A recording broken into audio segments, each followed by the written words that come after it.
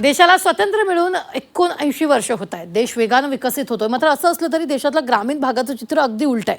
बीड जिल्ह्यातल्या वडवणी तालुक्यातलं आगार तांडा गावात मूलभूत सुविधा नाही आहेत. गावाच्या विकासासाठी योजना आखल्या गेल्या पण त्या कागदावरच राहिल्यात. पाणी, रस्ते, शिक्षण, आरोग्य यापासून ग्रामस्थ वंचित आहेत.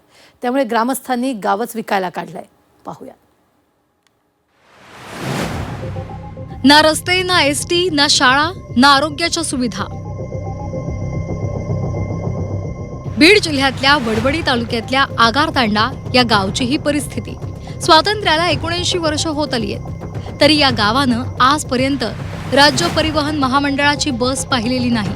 गावात विकासाच्या अनेक योजना मंजूर झाल्या पण त्या कागदावरच राहिल्या आणि यासाठी या गावकऱ्यांनी गाव विकायला काढले. गावामध्ये असे अनेक फलक लागलेले आहेत. आपल्या मागण्याकडे लक्ष वेधण्यासाठी त्यांनी लाक्षणिक उपोषण सुरू केले. पावसाळ्यात चिखल आणि ओढ्यांमुळे गावचा संपर्क तुटतो. परिणामी शाळकरी विद्यार्थ्यांना तब्बल 1 ते 1.5 महिना शाळा बुडवावी लागते. खेड्यापाड्यातल्या विद्यार्थ्यांना शिक्षण मिळत नाहीये.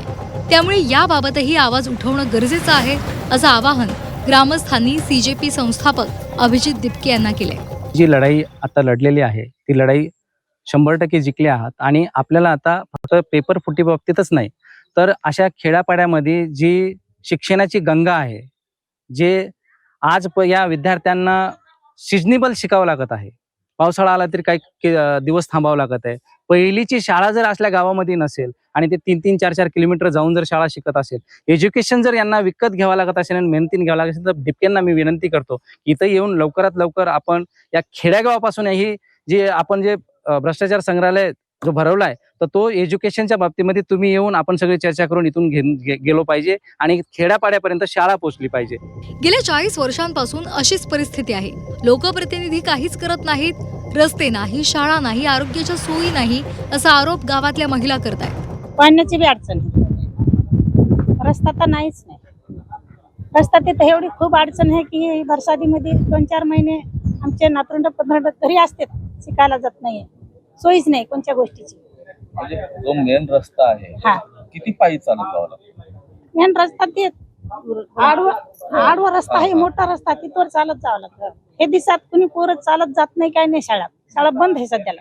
आजारी पडल्यावर कसं करतात? आजारी पडल्यावर एक जागेवर जातात, जागेवर मरतात. वाहन भेटत नाही, जायला रस्ता नाही बरोबर. पाऊस चालू असले की घरात मरायचं, पण साधन नाही कोणत्या गोष्टीचं. हे असेच बळस मारायचं वाकडं तिकडं बेजारी. सरपंच, आमदार काही करत नाही, काही नाही करीत. हे असेच इकडं तिकडं आपलं वाकडं तिकडं करायचं, मारायचं की निघायचं. आपलं पोट मोठं. पावसाळ्यात चिखल होत असेल भरपूर निघता येईन बाहेर रोडला. काही दुखलं सुकलं तरी इथंच मरायची बारी. कशाचे आमदार आणि खासदार कोण काही नाही करीत. सरपंच तसे. आम्हाला आश्वासन नको, हक्काच्या सुविधा हव्यात अशी ग्रामस्थांची ठाम भूमिका आहे. देश अमृतकाळ साजरा करत असताना आगार तांड्यासारखी गावं अद्यापही विकासाच्या प्रतीक्षेत आहेत. त्यामुळे निद्रिस्त प्रशासन आता तरी जागं होणार का? मूलभूत सुविधा देऊन ग्रामस्थांना न्याय देणार का हे पाहणं महत्वाचं आहे. महेंद्र मुधोळकर, झी 24 तास, बीड.